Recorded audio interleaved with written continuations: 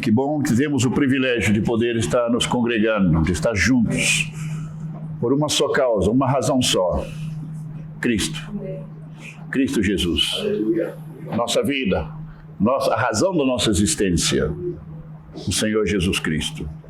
E é um privilégio, porque não todos podem louvar, não todos podem adorar, senão aqueles que foram comprados pelo sangue de Cristo. Queridos, eu gostaria de compartilhar com vocês, na verdade, uma reflexão sobre algo que já foi compartilhado no passado alguma vez. Parece que estamos tirando coisa do fundo do baú, né? né, Haroldo? E dentro do texto, da leitura que foi feita esta manhã, de capítulo 15 de João, eu, se vocês me permitem, vou ler novamente somente uma parte do texto. Capítulo 15, diz: eu sou a videira verdadeira e meu pai é o agricultor. Todo ramo que estando em mim não der fruto, ele o corta. E todo que dá fruto, limpa, para que produza mais fruto ainda. Vós já estáis limpos pela palavra que vos tenho falado. Permanecei em mim, e eu permanecerei em vós. Como não pode o ramo produzir fruto de si mesmo, se não permanecer na videira, assim nem vós o podeis dar, se não permanecerdes em mim. Eu sou a videira verdadeira. Vós os ramos. Quem permanece em mim e eu nele, esse dá muito fruto. Porque sem mim nada podeis fazer.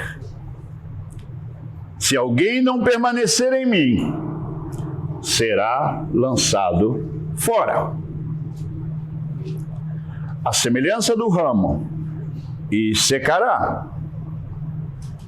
E o apanham, lançam no fogo e o queimam.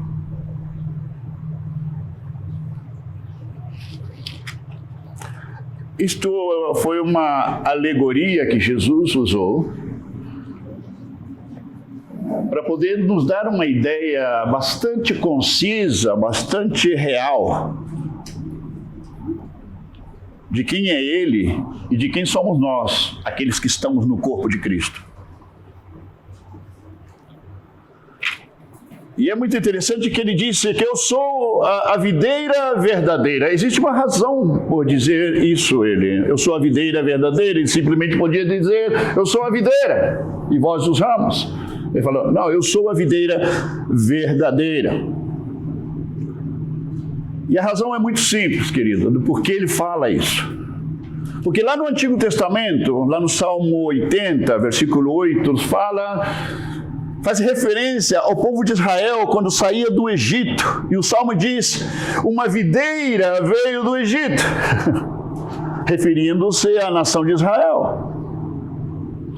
Mas também, lá no livro de Ezequiel, capítulo 2, versículo 21, falando ainda da nação de Israel, que a videira, ela se degenerou, ela se corrompeu.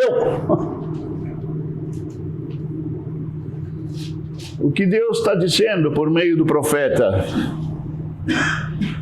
Israel foi dado uma missão de dar fruto para a glória de Deus. Israel foi dado uma missão de ser luz para as nações, para mostrar para o mundo a glória de Deus. E eles falharam nessa missão. Eles falharam nessa missão.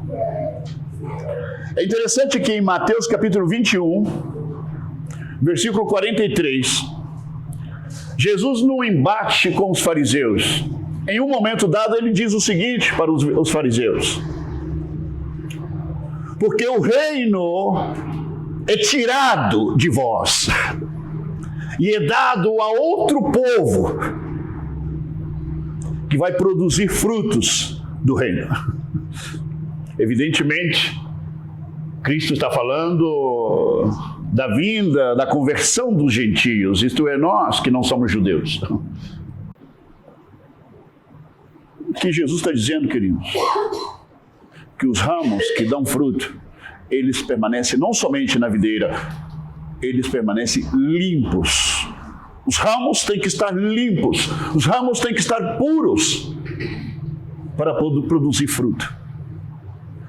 Esta é a lógica de Cristo. Assim ele entende a coisa. Assim ele concebe, assim ele vê. E nós precisamos estar alinhados com esse pensamento dele. Eu creio que vocês não entenderão perfeitamente, porque já me conhecem o suficiente. Já me escutaram o suficiente.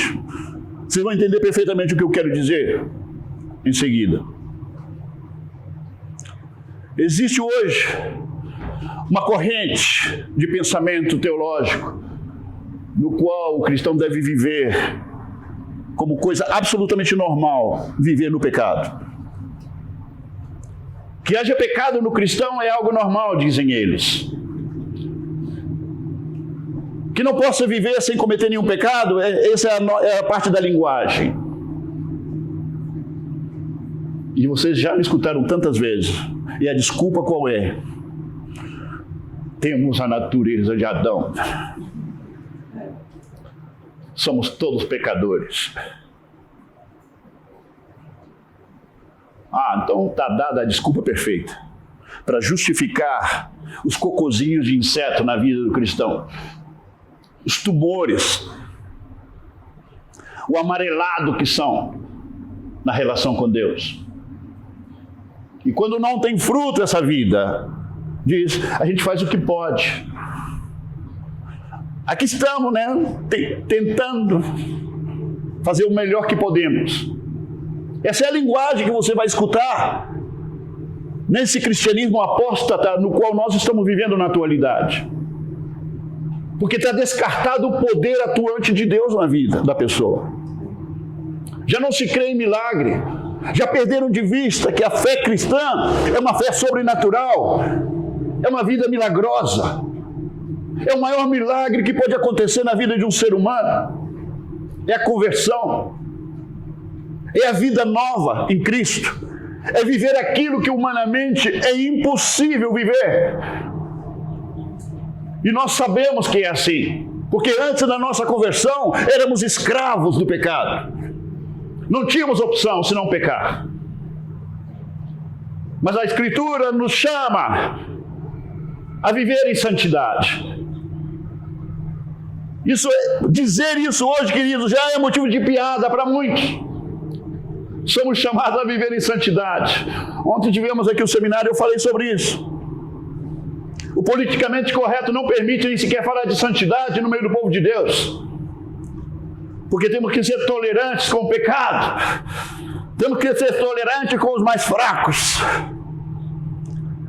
Temos que ser tolerantes com a falta de evangelho e a falta de poder de Deus. É isso que estão pedindo. O politicamente correto. Isto é o aceitável hoje para se dizer, eu sou um cristão normal.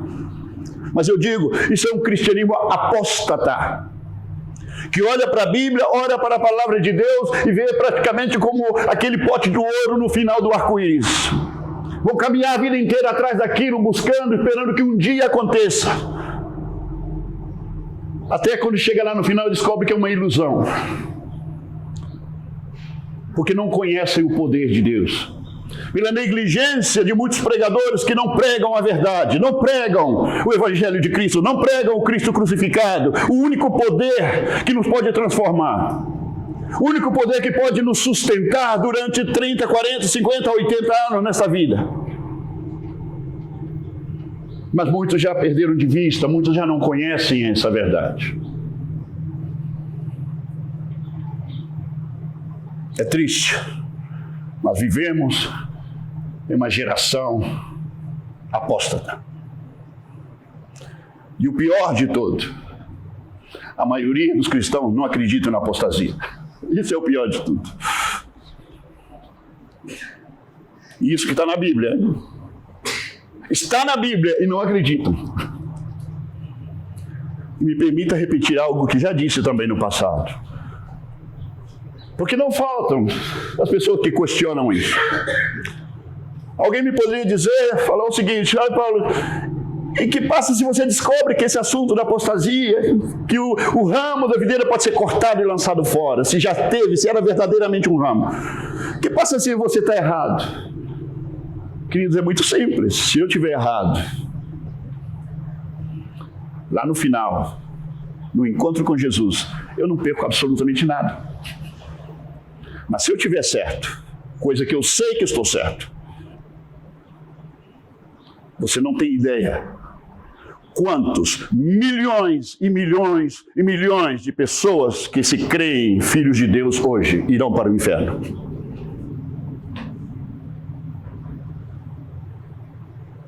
Estão entendendo? É melhor o politicamente correto estar ganhando da Bíblia. A religião sempre lutou contra a Escritura, a Bíblia. Sempre foi assim. Jesus é a maior testemunha disso. A religião sempre foi inimiga da palavra de Deus. Sempre foi. Porque o diabo merece um Oscar pelo que está fazendo, com muitas igrejas por aí.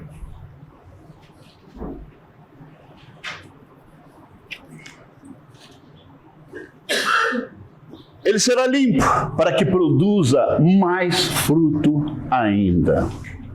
Aquele ramo que é limpo por Deus. Em outra palavra, querido, se você e eu somos um ramo prometedor para Cristo, nós temos que assumir a realidade que seremos tratados por Ele. Seremos tratados por Deus. Seremos disciplinados por Deus.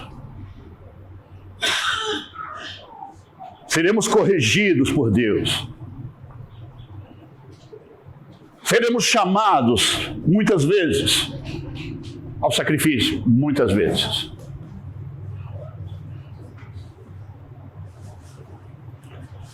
E se você crê nisso, se você crê verdadeiramente nisso,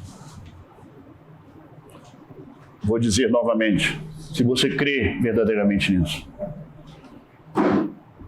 você é um dos tais, um dos loucos, que crê em algo que vai totalmente em contra da lógica humana. Viver uma fé, viver uma verdade, que demanda tudo de você, tudo, inclusive a sua própria vida. E não promete que as coisas vão ser boas para você neste mundo. Agora você é testemunha como eu, de que tem muitos falsos profetas no nosso país, prometendo que você é vencedor, que você é cabeça, não rabo, que Deus, a única coisa que quer é que Ele está morrendo de amor por você, que Ele vai abençoar. Ele quer te abençoar, Ele quer que você fique rico, Ele quer que você melhore, Ele quer que você não tenha nenhuma enfermidade. Esses são mensageiros do próprio Satanás. São agentes das trevas, os caras que pregam isso. Porque não tem absolutamente nenhum ápice nas Escrituras do que eles estão falando. São traidores, enganadores, e tem muito povo de Deus que está sendo arrastado atrás desses falsos profetas, esses agentes do diabo.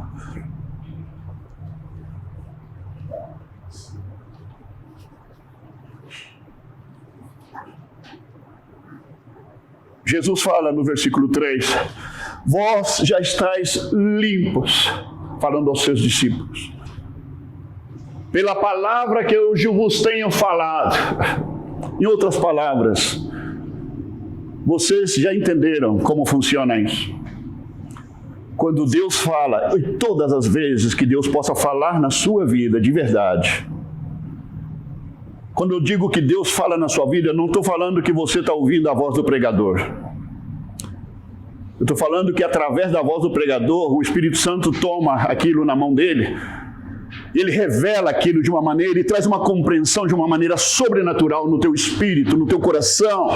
Ilumina a tua compreensão, o teu entendimento. E aquilo vem carregado de uma convicção, vem carregado de uma fé tal que não estava presente até aquele momento. E você crê aquilo com todo o teu coração, com uma firmeza que não existia no teu coração antes. E tu crês aquilo. E aquela verdade, queridos, entra na sua vida e ela vai mudar alguma coisa dentro de você. Se uma verdade teve que entrar na sua vida por obra do Espírito de Deus, uma verdade divina entra em você, uma mentira tem que sair de você. Alguma coisa, qualquer coisa relacionada com aquela verdade, que tinha uma posição contrária, vai deixar de existir na tua vida. Assim somos transformados, assim estamos sendo podados, assim estamos sendo limpos pela palavra de Deus. Mas uma palavra viva e eficaz. Uma palavra que é espírito e é vida.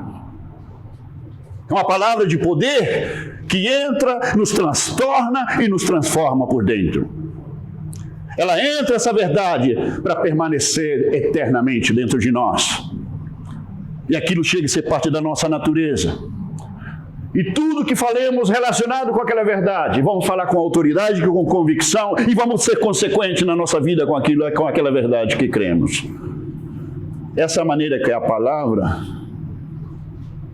vai nos limpando, vai nos podando. Essa é a maneira como vamos cada dia mais sendo alinhados com o critério de Cristo, com a mente de Deus, alinhados ao coração de Cristo, cada dia mais próximos dele, cada dia mais parecidos a ele. Assim vamos sendo limpos pela palavra. Por isso é tão importante que nos congreguemos. Antes do Covid, nós tínhamos muitas reuniões de vigília noturna, passávamos horas estudando a Bíblia. Nós vamos retomar isso. Vamos retomar, porque precisamos seguir estudando a palavra de Deus. E como nunca, querido, é minha oração, a pessoal a Deus. Não importa quantos sejamos nós, se somos meia dúzia de gato pingado, não importa. A minha oração a Deus, ainda que seja 1, 2 ou 3, que sejam pessoas que tenham uma formação bíblica suficiente para seguir sendo uma resposta de Deus para esta geração perdida e apóstata. É a minha oração a Deus, que nessa paixão que eu tenho pela Escritura, pelo Evangelho, que muitos entre nós, os irmãos no Chile, essa sempre foi a minha paixão, que muitos se levantem com essa paixão, com essa determinação, com esse espírito de guerra, dizendo: não me conformo com esta geração, não me conformo com a situação que a igreja está, não me conformo, e vou seguir denunciando aquilo que está errado em contra da Bíblia. Isso pode significar pagar um preço, vale a pena. Se é pela Escritura, vale a pena. E se estou errado, Deus sabe. Não terei nenhum problema em me arrepender e reconhecer meu erro. Deus é minha testemunha disso. Porque a quem vamos enganar? Ninguém pode enganar a Deus. E eu quero que Deus possa contar comigo. Eu quero que Deus me use. Eu quero que Deus use meus irmãos, minhas irmãs, com esse zelo pela Escritura, pelo Evangelho. Porque essa geração precisa disso. Precisa referências. Precisa exemplos. Exemplos de vida. Consequência. Porque maus exemplos é o que mais abunda, queridos, no nosso tempo. Inconsequência, incoerência são o que mais abunda.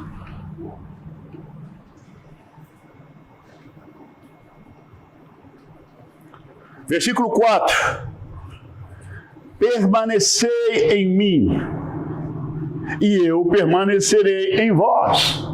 É interessante que Jesus, ele podia ter dito assim: assim como eu permaneço em vós, assim vocês deveriam permanecer em mim. Ele podia ter falado o contrário, mas se repete essa mesma frase 2 ou 3 vezes, onde, de alguma forma, ele transfere certa responsabilidade a nós. Assim como é certo que o ramo que não dá fruto pode ser cortado e não somente levantado, vocês entenderão lá no versículo 6 por que eu estou dizendo isso. Assim como é certo que ele pode ser cortado, essa mesma responsabilidade Jesus transfere àqueles que estão nele, aqueles que estão vinculados a ele, como ramos.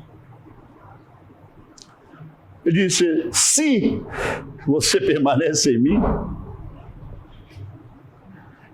Aqui tem uma condicionante aqui implícita nessa responsabilidade. Permanecei em mim e eu permanecerei em vós.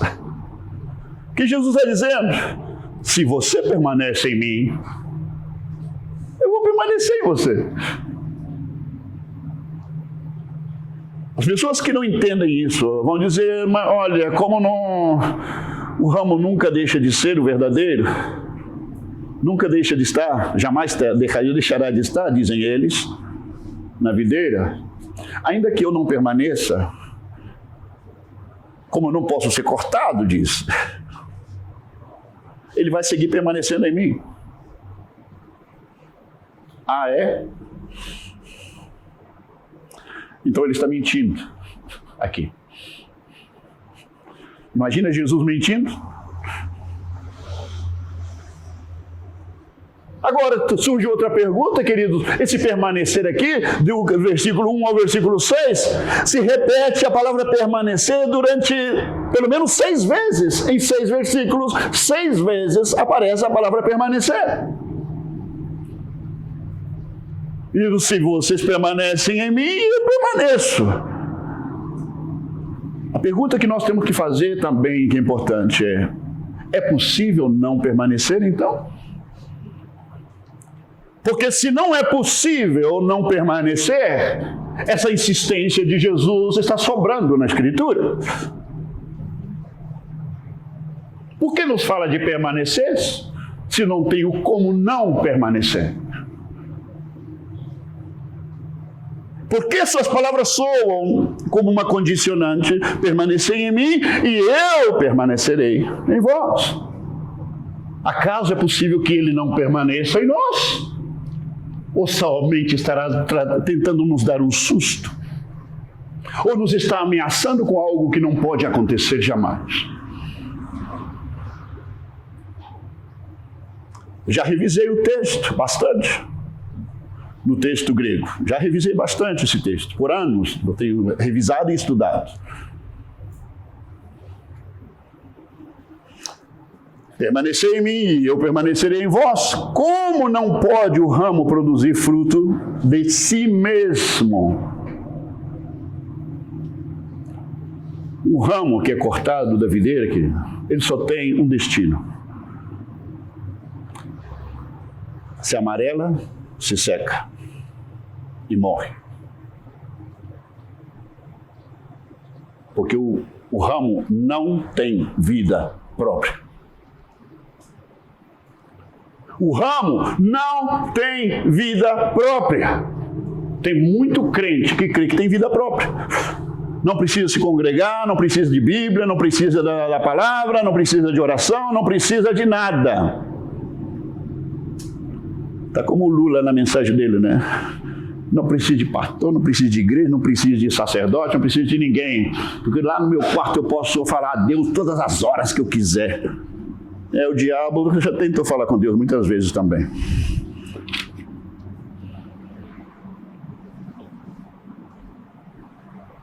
Queridos, é sério.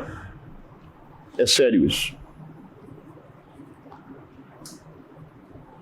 Jesus então nos diz, se você permanece, eu permaneço. Versículo 5, eu sou a videira, vós os ramos. Quem permanece em mim e eu nele, esse dá muito fruto. Agora é interessante que a palavra permanecer, o verbo permanecer no grego é meno. E sabe o que significa perseverar? Significa morar, habitar. Significa continuar morando, perseverando. Esse é o sentido da palavra meno no grego, que traduz permanecer. Continuar habitando, continuar morando, perseverando. Então, Jesus estava claramente sabendo o que ele estava dizendo.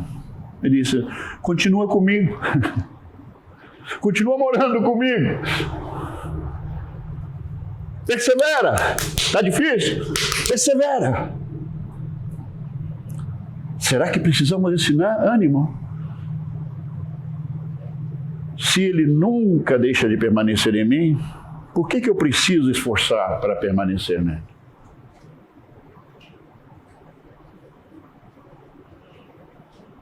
Se eu estiver certo, são milhões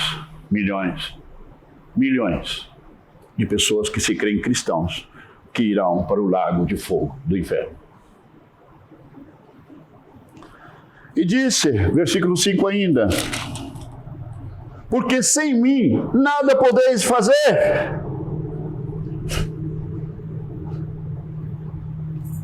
A pergunta é, será verdade que nada a pessoa pode fazer sem Cristo? Por que Jesus diz, porque separado de mim ou sem mim, você não pode fazer nada? Quem ele quis dizer com isso? Porque ele está falando com a igreja, ele está falando com os seus discípulos. Eu conheço muita gente que está fazendo um montão de coisas e não tem nada a ver com Cristo. O que ele quis dizer com isso? Nada podem fazer. Creio que entendi. Tudo aquilo que o homem faz separado de Cristo, Deus chama de nada. Porque o homem separado de Cristo anda fazendo muita coisa. Mas é interessante que Cristo chama tudo aquilo que ele faz, o homem separado dele, Cristo disse que se chama nada. Porque sabemos que o homem separado de Deus, ele segue fazendo muitas coisas. E isso implica, então, queridos, que somente aquilo que nós fazemos em Cristo tem valor eterno. Somente aquilo que fazemos em Cristo são obras vivas. Somente aquilo que fazemos em Cristo tem valor para Deus. Porque o resto são obras mortas, assim como aqueles que a fazem. Eles estão mortos também.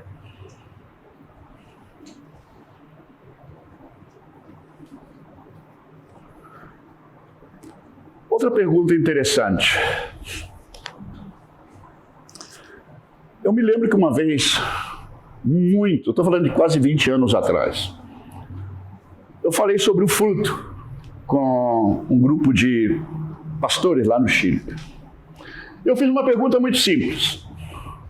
O que é o fruto?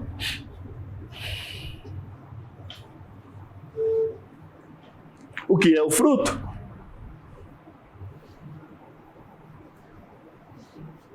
Já pensaram nisso? O que é que Jesus quer dizer com fruto?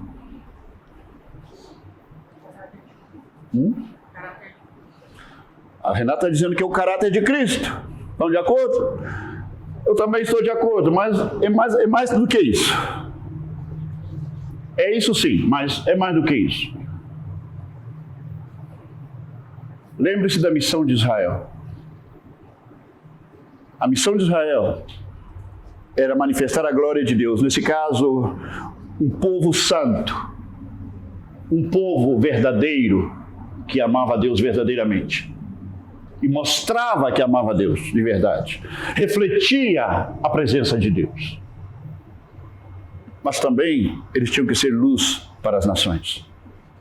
Em outras palavras, fruto, querido, não é somente ter o caráter de Cristo. É como fala o velho ditado, né? Como a mulher do César, não somente tem que ser, ela tem que parecer. É aquilo que Tiago diz na sua carta.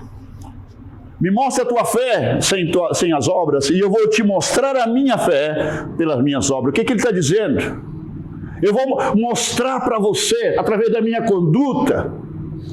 Vou mostrar para você, através da maneira como eu faço as coisas. A maneira como me comporta o meu trabalho. Através da minha ética. Através de resplandecer, através da minha vida, que as pessoas vejam que eu sou um filho de Deus e sou uma pessoa coerente, sou uma pessoa consequente. Que eles vejam a Cristo em mim. Quero ser luz para as nações. O que Israel falhou em cumprir. Não é somente ser, é parecer também. Quando nós somos verdadeiramente, já sabemos que estamos justificados por Deus, na presença de Deus. Deus não precisa ver nossas obras para saber se somos ou não somos. Isso Paulo, o apóstolo, defendia. A justiça sem a justificação sem as obras para com Deus. Deus não precisa ver a obra para saber se eu estou justificado ou não. Mas Santiago, ou nesse caso Tiago, está falando da justificação sendo evidenciada, testemunhada por aqueles que nos rodeiam. Porque as pessoas não sabem. Eu posso dizer que estou justificado, mas as pessoas que me rodeiam, que me conhecem, não têm como saber se isso é verdade ou não. Eu posso dizer que sou filho de Deus, mas não estou dizendo nada para nenhuma pessoa. Posso dizer que eu sou cristão, isso não significa nada para ninguém. Até que essas pessoas vejam com seus próprios olhos, ouçam com seus ouvidos a minha consequência de vida. Aí vão dizer, esse cara é filho de Deus. Esse cara é cristão.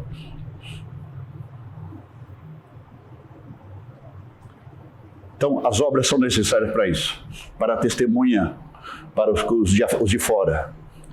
Deus não precisa das obras, mas as pessoas precisam. É parte do plano de Deus isso. Não existe incoerência entre os escritos de Romanos e o escrito de Tiago. Apesar de que Lutero acreditava que sim, que havia incoerência, mas não há não. É plena coerência. Isso quer dizer que o nosso comportamento também importa? Claro que sim. Porque a nossa conduta, queridos, o que nós fazemos, está evidenciando para as pessoas quem somos. E isso é parte da nossa missão, em ser luz para o mundo. Jesus falou, eu sou a luz do mundo. E depois falou com os seus discípulos, vós sois a luz para os anjos. Não, para o mundo. A luz do mundo. O que quer dizer isso? O mundo precisa de ver a luz que está em vocês. Precisa ver. Quando eu entendi isso, eu falei, Senhor, será que somos luz mesmo, como o Senhor? Eu acho que nós somos mais bem as lâmpadas, né? Porque a luz é o Senhor dentro de nós.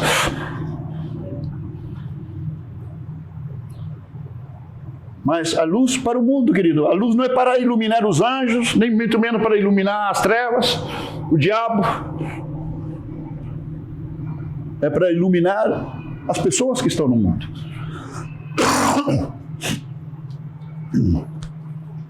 Não, algumas pessoas dizem, nessa pergunta que eu fiz lá no Chile, vários anos atrás, sabe que todos os pastores me responderam que o fruto é ganhar almas. Ganhar almas. Em outra palavra, evangelizar e pessoas convertendo-se. Isso seria simplesmente o resultado do fruto, na verdade. Mas isso não é o fruto. Isso é o resultado final do fruto. Todos responderam ganhar alma. Eu falei, ok, ganhar alma. Onde vocês tiraram essa expressão ganhar almas? Sabia que ninguém ganha almas? De onde tiraram isso? Ah, já sei. Tiraram de Provérbios 11:30. Provérbios 11:30, sabe o que diz? Aquele que ganha almas é sábio. A pergunta é, se ganhar almas é evangelizar, falar de Cristo, a que igreja, 1000 anos antes de Cristo, eles estariam levando essa pessoa convertida? Porque pelo menos 1000 anos antes de Cristo foi escrito o Provérbios. A pergunta é que igreja existia naquele tempo? Se Cristo nem nascido tinha, já havia nascido ainda. Não existe essa expressão no Novo Testamento. Temos que ganhar alma. Sabe que ninguém ganha alma. Nenhum ser humano ganha almas. Isso é uma bobagem inventada pelo mundo evangélico. O que nós temos, a responsabilidade nossa, é fidelidade na mensagem. Fidelidade em compartilhar o Evangelho. Porque quem ganha verdadeiramente a alma é o Espírito Santo, que vai respaldar a verdade que seja de Deus na pregação. Se aquilo é verdade, o Espírito Santo diz, nessa carroça eu vou. E o Espírito Santo é quem convence de pecado, de justiça, de juízo. Portanto, é o Espírito Santo quem ganha a alma, não a pessoa que prega. E se o Espírito não ganha aquela alma, queridos, que Deus livre ao pregador de ganhar aquela alma. Porque é outro inútil mais, para engrossar as filas. É outro prosélito. Um religioso mais, como se não houvesse o suficiente. Versículo 6, finalmente. Olha o que diz o versículo 6. Esse versículo 6 é problemático.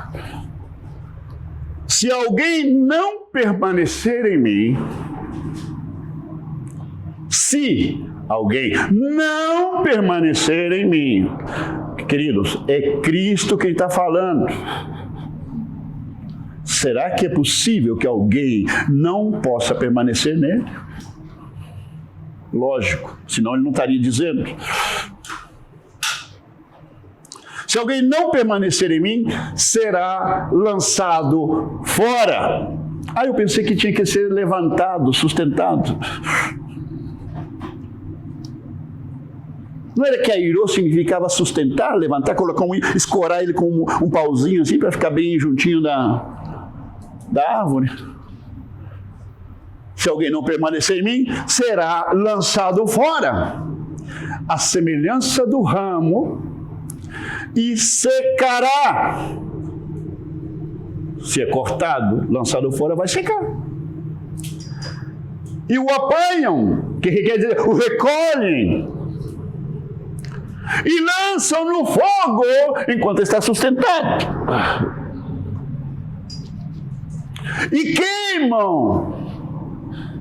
Viram um churrasquinho, mas estão sustentados na videira.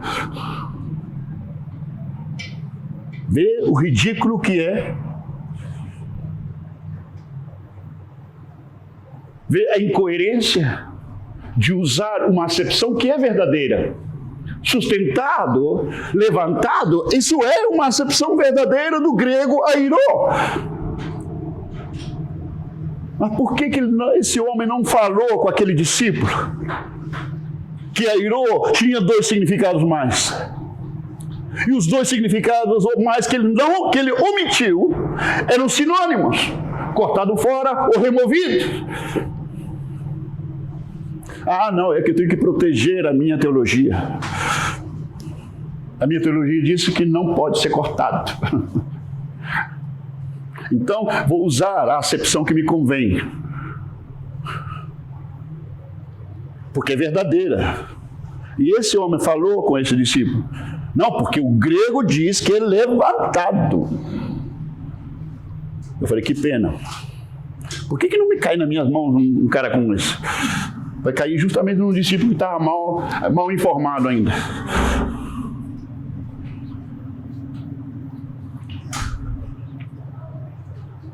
Ele disse, se alguém não permanecer, será lançado fora. Se seca, se apanha, se lança no fogo e queima. Eu quero concluir, queridos, essa mensagem enfatizando algo preocupante, olha bem, algo preocupante com respeito ao versículo 2 ao versículo 6, que eu não mencionei em nenhum momento essa preocupação durante a mensagem, mas é preocupante. Porque dá a entender o texto de 1 a 6, de que alguém, por algum motivo que não sabemos, começa a deixar de produzir fruto. Porque isso não acontece da noite para o dia. A pessoa começa a esfriar, começa a não ter nada que contribuir espiritualmente, começa a ser assim, estamos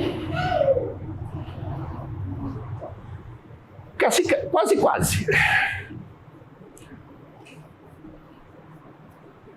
Estamos aí, mas naquela, né?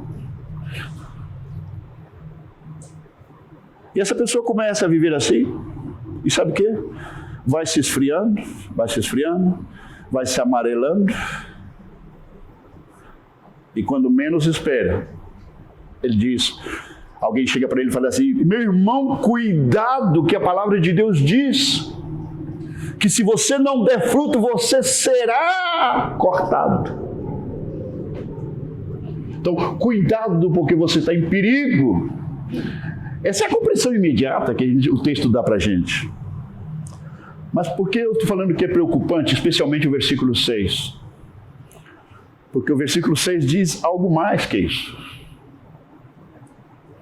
No grego, eu traduzi assim, literalmente a tradução do grego. Do versículo 2, a parte que importa, por suposto, não todo o versículo. Mas a parte que me inquieta, eu traduzi literalmente do grego e coloquei entre aspas, para que você entenda o que é que está sendo dito literalmente no grego. Por exemplo, versículo 2. Todo ramo em mim não dando fruto, corta-o. Assim está no grego, traduzido literalmente.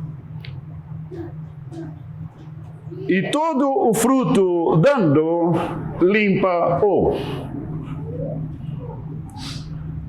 O 2 não é tão preocupante, mas o 6 me preocupa muito. Olha o que diz essa frase do versículo 6, no grego, literalmente. Se não alguém permanece em mim, foi lançado fora e foi secado. Olha bem, se não alguém permanece em mim, foi lançado fora. O que nos dá a entender, e é preocupante, é isso. A razão pela qual ele não está dando fruto é que já foi cortado. Por isso que ele não está dando fruto. Algo aconteceu, que ele foi cortado, e por isso se esfriou, amarelou, secou e morreu. Não é que ele se esfriou, amarelou, se secou e morreu, e estava perto de morrer, e alguém falou, cuidado, para não ser cortado. Mas essa tradução não está dizendo no grego que ele já tinha sido cortado. Por isso, estava amarelando, secando. E eu acredito que Deus conhece o coração de cada ser humano e de cada um dos seus filhos. Mas nós temos que tomar muito cuidado de não pensar porque eu estou frio, levo não sei quantos anos, 2 anos, 1 ano frio, e eu estou correndo perigo. É mais conveniente pensar assim do que pensar, parece que já fui cortado faz tempo, e por isso eu estou assim como estou. É perigoso. Quando eu vi essa tradução do grego, honestamente, eu me preocupei muito. Porque a outra soa um pouco mais tolerante, soa mais conveniente para nós. Não soa tão drástico. E termino dizendo o seguinte, queridos. Assim como o povo nas trevas não tem ideia da gravidade do seu problema frente a Deus. Não tem ideia da desgraça que é a sua vida em relação a Deus. Não tem ideia, as pessoas não sabem. Da mesma forma, tem muitos filhos de Deus que não têm ideia do perigo que é não ter zelo e fidelidade pela palavra de Deus. Por isso tem muitos filhos de Deus enganados. Porque a palavra de Deus não tem o valor e a importância que realmente se merece. Só para poder concluir. Você sabe que os judeus na antiguidade, eles usavam os rolos, né? Os rolos da lei. Não tinha Bíblia como nós. E esses rolos da lei, sabe que quando chegava um tempo que aqueles rolos ficavam amarelados e começavam a estar tão sensíveis, de tão velhinhos que eram, que começava a rasgar, naturalmente. Sabe o que os judeus faziam? Era todo um ritual. Tomava o rolo, queridos, aqueles trechos da Sagrada Escritura, eles envolviam aquilo em couros, em pedaços de couro, envolvia cuidadosamente, porque não podia ser jogado fora, não podia ser rasgado e menos podia ser queimado. Eles enrolavam aquilo em couros, colocavam dentro de tigelas de barro, ou vasos de barro, aquilo, e enterravam. Por quê? Sabe por que faziam isso com todo cuidado? Porque para os judeus zelosos verdadeiramente, Deus e a palavra de Deus era a mesma coisa. Quando estavam tratando a palavra, eles acreditavam o que a Bíblia ensina é certo, e é assim. Para eles, a palavra era o próprio Deus. É por isso que João, quando no capítulo 1, versículo 1, ele diz: no princípio era a palavra, era o verbo, e o verbo estava com Deus, e essa palavra era Deus. Então os judeus entenderam perfeitamente a mensagem de João.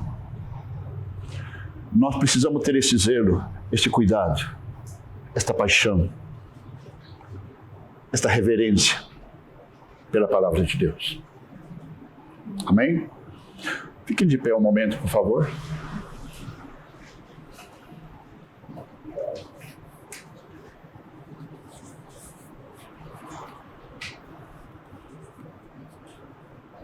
Senhor Jesus,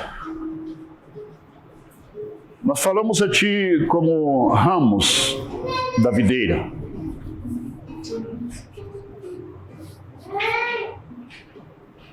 Dependemos do Senhor. Dependemos da seiva do Teu Espírito para seguir entrando em nossas vidas, para nos manter vivos, verdinhos e vigorosos, prometedores, saudáveis, consequentes, para que possamos ser luz para as nações, para poder levar fruto que possa glorificar a Ti, porque essa é a nossa missão como igreja. Permita que a Tua palavra siga sendo ministrada no poder do Teu Espírito e na Tua graça, na vida de cada um dos meus irmãos que estão aqui, dos irmãos que estão conectados. Siga falando as nossas vidas. Siga despertando nossos espíritos. Siga despertando nossos espíritos em paixão por Ti, pela Tua palavra. Sede e fome da Tua justiça, da Tua verdade, do Teu Evangelho. Desperta em nós, ó Deus, o sentido da missão que o Senhor nos tem dado, para ser luz neste mundo. Sabemos que a missão, Senhor, não é fácil. Sabemos que não fomos chamados para estar debaixo da sombra e água fresca. Sabemos que é um grande desafio, mas é um desafio glorioso. É uma vida que não trocaríamos por nenhuma outra. Jamais, porque sabemos em quem temos crido. Nos fortaleça no poder da tua graça. Visita os irmãos que estão enfrentando desafios aqui. Desafios sejam financeiros, desafios de saúde, desafios familiares. Alcança a cada um de nós dentro da necessidade que o Senhor conhece muito bem. Alcança-nos de toda maneira possível que precisamos ser alcançados por Ti. Aqueles que necessitam ser alcançados com o Evangelho sendo resplandecido no seu espírito, para que possam acordar do sono da morte. Senhor, alcança em nome de Jesus.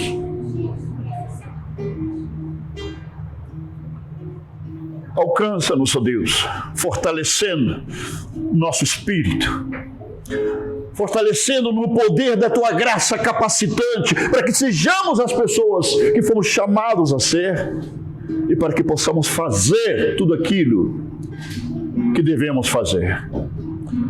Capacitados, fortalecidos pela Tua graça, direcionados no poder do Teu Santo Espírito. Tudo isso, Senhor, oramos, crendo que servimos ao Deus vivo e todo-poderoso. E se é a Tua vontade, se é o Teu propósito, Senhor, glorifica-te em nosso clamor, em nossa oração. É para a Tua glória, é para a glória de Cristo. Assim oramos, Senhor, assim cremos e assim recebemos. No nome santo de Cristo Jesus. Amém.